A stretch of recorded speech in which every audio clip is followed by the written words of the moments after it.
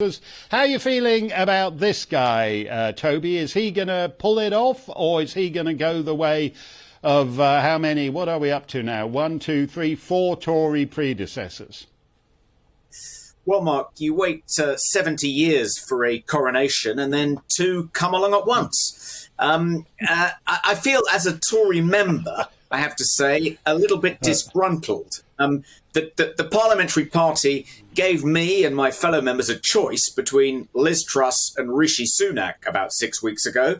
They made it clear that they preferred Rishi, but the choice was ours as members of the party. We'd paid our dues and it was a democratic organisation and we were going to get to have the final say. And we had our say and we chose Liz Truss. What did the parliamentary party do? They decided they didn't like Liz Truss. They wanted their original choice, so they got rid of her and installed Rishi Sunak without consulting us. So I do feel a little bit disgruntled, a little bit unhappy as a Conservative Party member.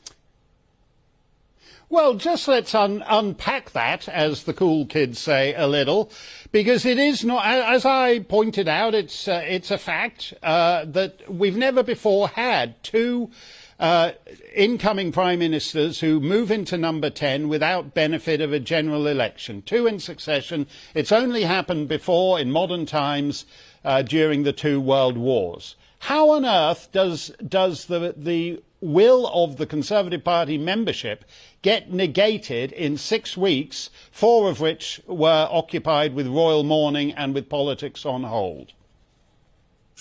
Yeah, it's a really good question. And I think we have just witnessed a coup, but I don't think it's a globalist World Economic Forum coup. I think it's a coup carried out by the financial markets. So the reason I think that Liz was defenestrated is because the bond markets and the currency markets rejected her mini budget.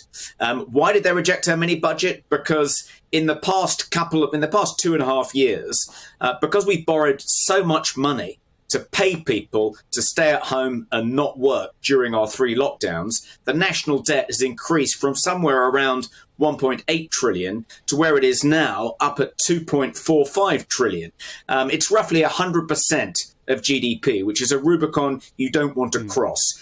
Inflation is in double figures. And, you know, when the money markets were confronted by a mini budget which proposed to cut taxes, put an energy bailout in place, which was worth up to 200 billion, didn't have any real plan for tackling inflation, they balked. They said, no, this is unacceptable. We want rid of Liz Truss. So the party duly did the bidding of the currency markets and the bond markets, got rid of Liz Truss. And I think when they considered the alternative to Rishi Sunak, which was Boris Johnson, the financial markets made it clear what they thought about that. Gilt yields started to rise as soon as Boris declared he might be a candidate. And when he said he'd got to above the 102 threshold in order to be nominated, they rose again. So I think that was the reason. Ultimately, Boris withdrew. He didn't want to spook the markets. And so we've got the only candidate that the markets will have found acceptable.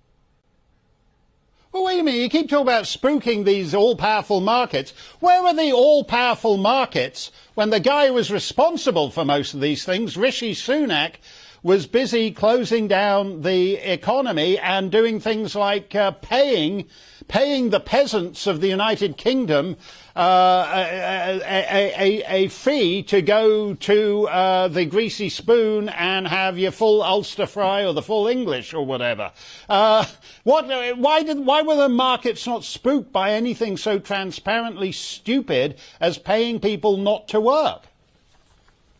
Well, I think they weren't spooked then, not in the same way they were when Liz and Kwasi unveiled the mini budget, because our national debt wasn't as high then.